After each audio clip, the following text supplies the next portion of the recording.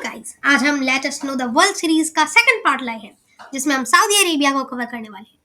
Saudi Arabia black gold kingdom, यानी कि Saudi Arabia तेल का किंगडम, क्योंकि ब्लैक गोल्ड का मतलब होता है ऑयल।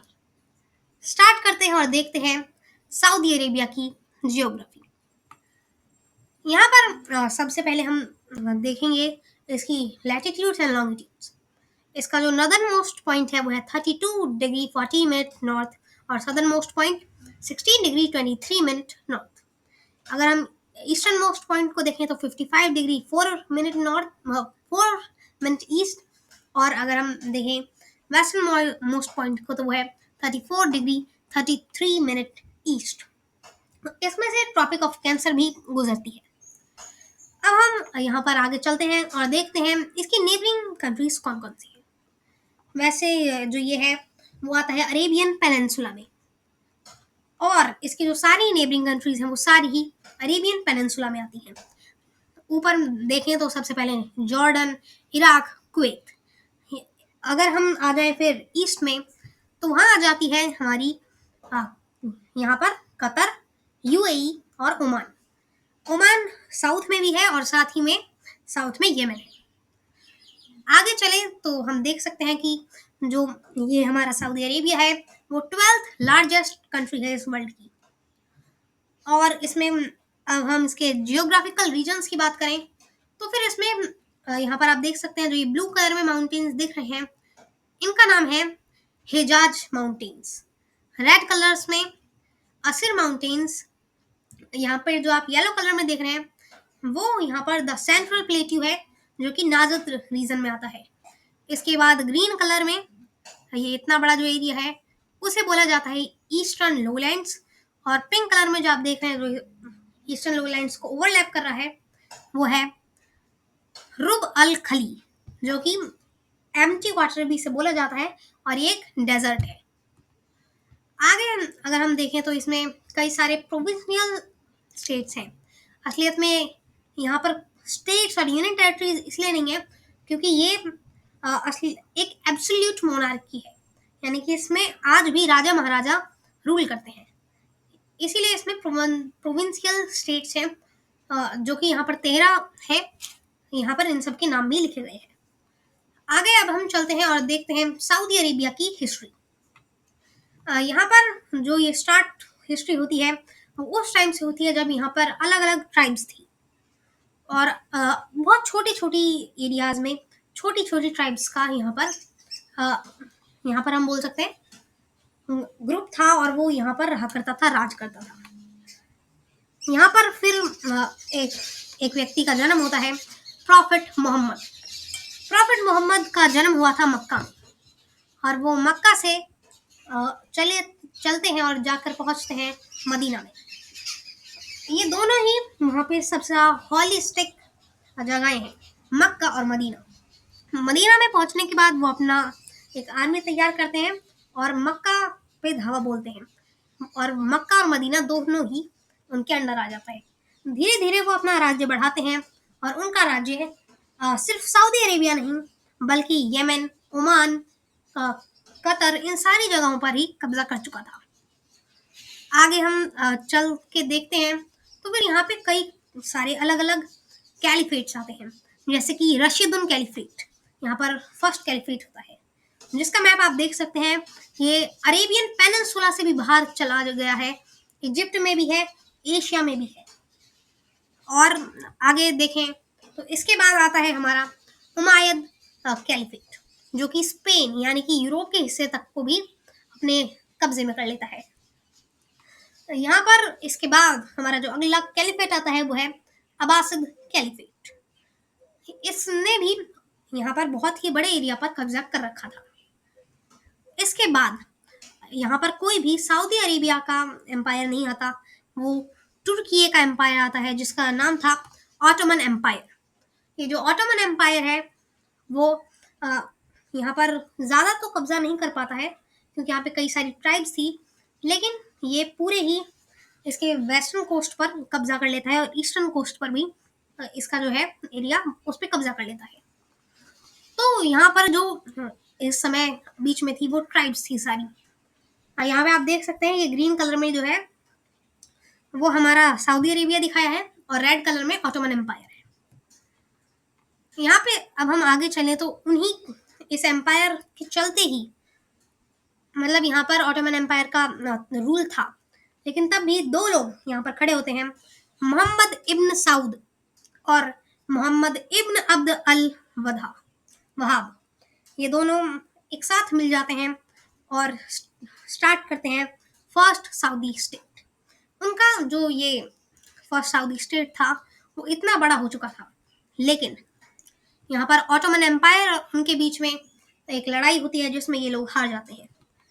इसके बाद यहाँ पर फिर से ऑटोमन एम्पायर का कब्जा आ जाता है और फिर यहाँ पर एक और उन्हीं की फैमिली का इंसान खड़ा होता है, तुर्की बिन अब्दुल्ला अल सऊद, जो कि यहाँ पे स्टार्ट करते हैं सेकंड सऊदी स्टेट, जो कि सिर्फ सऊदी अरेबिया नहीं बल्कि कतर और यूएई को लगभग पूरा कवर कर चुके थे और साथ ही में ओमान का भी कुछ हिस्सा उनके हिस्से में था।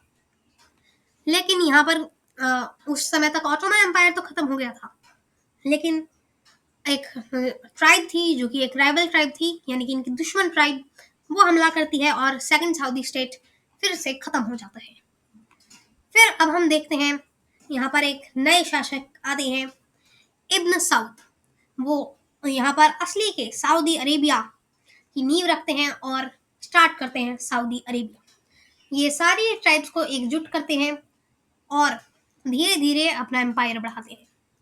और फिर यहाँ पर अब हम आगे देख सकते हैं 1932 जब ये सऊदी अरेबिया में तेल निकलता है। इसके बाद यहाँ पर टाइम बीतता है और धीरे धीरे सऊदी अरेबिया तेल बेचकर बनता रहता है मुनाफे में। यहाँ पर इनके पास बहुत पैसा आता है और इसीलिए ही ये पूरे वर्ल्ड में सबसे बड़ा ही ऑयल एक्सपोर्टर है।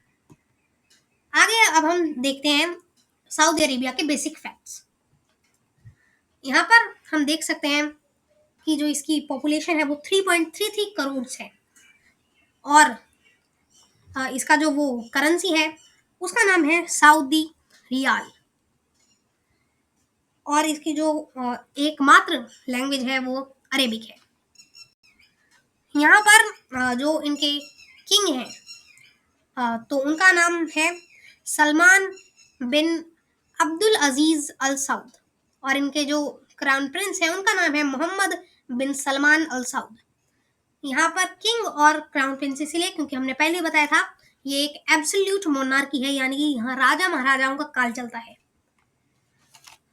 तो अब हम आगे चल के देख सकते हैं जो ये है वो जीडीपी में 19th सबसे बड़ा देश है सऊदी अरेबिया।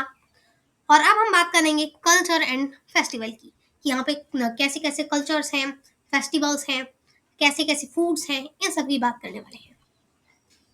यहाँ पर जो इनका डांस है वो एक ही फेमस डांस है जिसका नाम है अर्दा, जो कि पुरुष करते हैं तलवार लेकर के।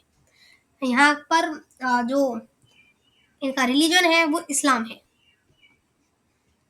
साथ ही में इसमें कई सारे फेस्टिवल्स हैं जैसे कि ईद अल अधा, ईद उल फितर और सऊदी अरेबिया के खुद के जो फेस्टिवल हैं वो सऊदी नेशनल डे और सऊदी फाउंडिंग डे। तो ये कब वो बना था इस पे आधारित है। इसके बाद हम आगे देख सकते हैं यहाँ पे कई अलग अलग खाने फेमस हैं जैसे कि कब्सा, हरीस, ख्वावा और डेट्स यानी कि खजूर। अब हम यहाँ पर उनके फेमस प्लेसेस की बात करते हैं। यहाँ पर सबसे पहले तो मक्का और मदीना, ये दोनों ही बहुत ही ज़्यादा फेमस प्लेसेस हैं, सबसे ज़्यादा होलिस्टिक प्लेसेस हैं सऊदी अरेबिया में। इसके बाद हम देख सकते हैं उसकी कैपिटल रियाद, और जो रियाद है वो भी बहुत फेमस जगह है। फिर हम आगे देखें तो जेदा ये कोस्टल सिटी है और बहुत ही फेमस है, बहुत सुंदर है, इसे आप फोटो में भी देख सकते हैं। फिर यहाँ पर जो नाम आता है अल उला, ये एक डेजर्ट का प्लेस है लेकिन बहुत ही सुंदर है। फिर यहाँ पर जो असिर माउंटेन्स हैं वहाँ पर बहुत ही खूबसूरती है, ये ग्रीनरी बहुत ज़्यादा है, वो भी एक खूबसूरत जगह है। अब हम उसके ऐसे फैक्ट्स की बारे में बात करते हैं जो लोग नहीं जानते हैं। पहली चीज, चाहे ये सऊदी अरेबिया 12वां सबसे बड़ा देश है, लेकिन तब भी वहाँ एक भी नदी नहीं है। वो ओशन के पानी को साफ करके काम करते हैं। वहाँ पे नदियों जैसी वादियां बहती हैं, लेकिन वो सीजनल है, मतलब बहुत कम ही बहती हैं। यहाँ पर अधिकतर सूखा रहता है। इसके बाद वो अंडरग्राउंड वाटर का यूज करते हैं। अब हम आगे देखें तो फिर यहाँ पर 2018 से वुमेन्स को ड्राइव करना अलाउड नहीं है। और साथ ही में जो इधर सिनेमा था वो भी 2018 से ही चालू हुआ है। यानी कि 2018 में जो नए रूल्स आए थे वो कुछ इस प्रकार के थे। अब यहाँ पे हम देखें कंफ्यूजन। तो यहाँ पर हमने सबसे पहले तो सऊदी अरेबिया की जियोग्राफी देखी, उसके अलग अलग रीजन्स देखे कि यहाँ पे कहाँ पे डेजर्ट है, कहाँ माउंटेन है, कहाँ प्लेट्यू है, कहाँ प्लेन्स हैं, ये सब देखा। इसके बाद हमने हिस्ट्री स्टार्ट की, अलग अलग कैलिफेट्स को पढ़ा। और इसके बाद हमने देखा कि कैसे कैसे फर्स्ट सेकंड स्टेट आए, सऊदी स्टेट्स आए। इसके बाद हमने ये भी देखा कि कैसे वो हमारा सऊदी अरेबिया यहाँ पर बना। फिर हमने उसके बेसिक फैक्ट्स पता किए। और इसके बाद हमने कल्चर एंड फेस्टिवल देखा, जिसमें कौन कौन से कल्चर हैं, कौन से फेस्टिवल हैं, ये सब देखा। और लास्टली फिर हमने इनके फन फैक्ट्स देखे कि ऐसी कौन से फैक्ट्स हैं जो कि और लोग इसके बारे में नहीं जानते हैं। तो धन्यवाद, मिलेंगे किसी अगली वीडियो में। इसका थर्ड पार्ट भी जल्दी आ जाएगा। धन्यवाद।